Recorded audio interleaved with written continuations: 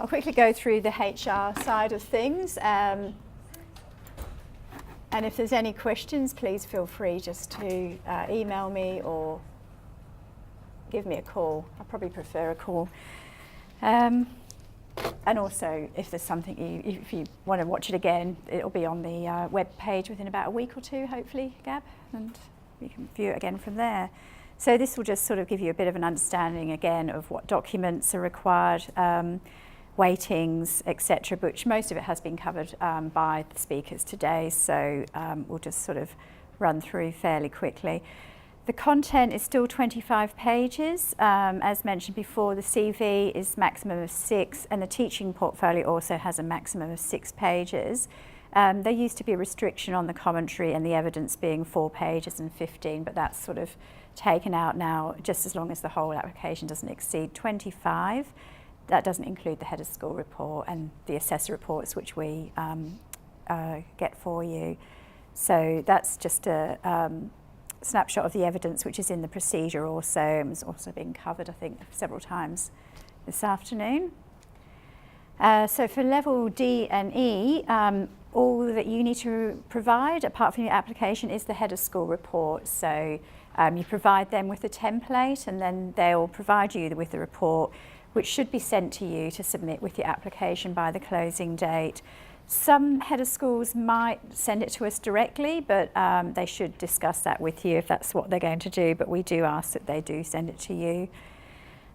So the assessors, we contact your exec deans who go through your head of schools to get names of assessors to provide an independent report on your application. For level D, we require that one of the assessors is from a GO8 university, and for level E, GO8 and an international. So you don't get involved in that at all, we're just letting you know. So for your information, that's the standard that we require for assessors. And I think we did have a title holder here, but I think he's left the room now, so we probably can whiz through that. So for any level E title holders, they applied through the academic promotion process, the same as. What does that mean, title holder? So that they hold a title within the university, but they're not actually salaried by the university. Yeah. There is still a promotion, a process for promotion for them. So for the level D, the external assessor has to be coming from GO8. Yes, so for level D and level E, we require 2 assessors. At level D, one of those assessors must be from a GO8 university, but you don't get involved with that. That's something we liaise with your head of school exec dean about. And then for level E applications, one of them will be a GO8 and one will be international. But can we request that you go international? You don't get involved in this part of the process. So your exec dean will nominate who those assessors will be. You can nominate up to 2 assessors that you don't wish us to contact for whatever reason and provide those reasons, but we will liaise with the head of school exec dean to get those names. Yeah. So the focus areas have remained pretty much the same as last year, except we've just changed the research focused academic, which was research specialist last year, just to provide a bit more clarity. It just allows you to weight your research higher, but not as a research only grant funded, which is the maximum weight for research. And then the weightings table, which Pascal covered, I think, in some detail.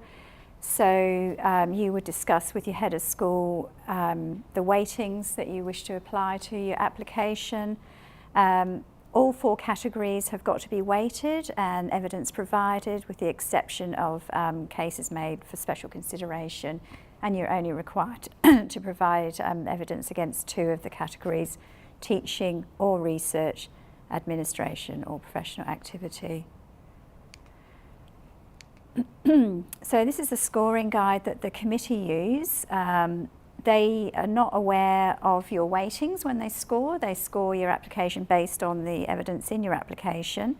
There's discussion around the table. Generally, one committee member will present your application to the rest of the committee.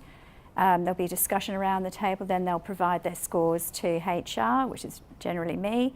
I enter the scores into a spreadsheet which works out a formula with the weightings, and an overall score is generated. So I'll show you an example of that. So I've just explained that here.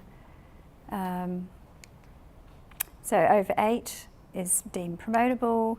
Between 7 and 8 there is further moderation at the committee, and under 7 is deemed as not promotable.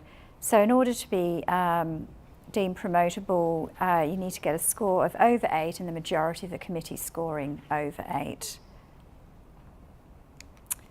This is just an example of the score sheet that is used by HR. So the committee members will go around the table, give them scores to me, and it works out the formula. So this is just an example of somebody with teaching and research academic workload that have weighted the highest in teaching, and obviously the scores are highest in teaching, so their application is successful with a majority over 8.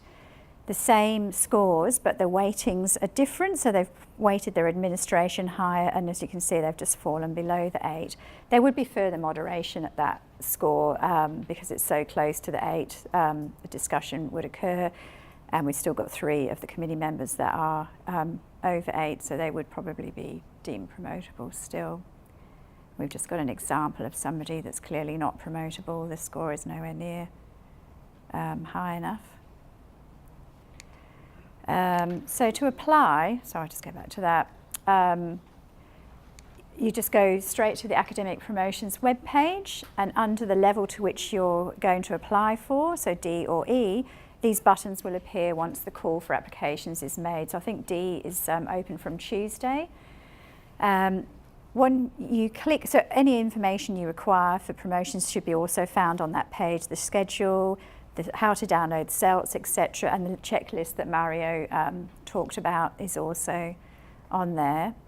So when you click on the Apply Now button, it will take you through to the online application process, and it will just pretty much step you through. You can save and exit at any point, so you can just begin your application, leave it alone for a few days, come back in and continue from where you left off. And it will just pretty much step you through personal details, next page, your faculty, school details, etc. And then you'll become to the weightings page where you'll enter your weightings in the boxes below. Just ensure that they add up to 100%. You'll be amazed at the ones that don't. And you can upload your application as one complete document, or you can do it individually, so with your evidence, your CV, etc. If you prefer to do that way, it doesn't really matter as long as all of those documents are uploaded, whatever you find easier to do. And just make sure that you get to the last page before the closing date and submit your application by the closing off time. And that's it.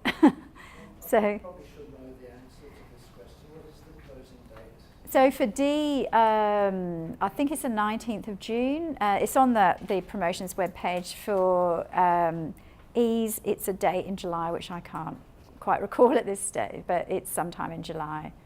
And there was another question here someone asked, but All right. about jumping promotions, B to D.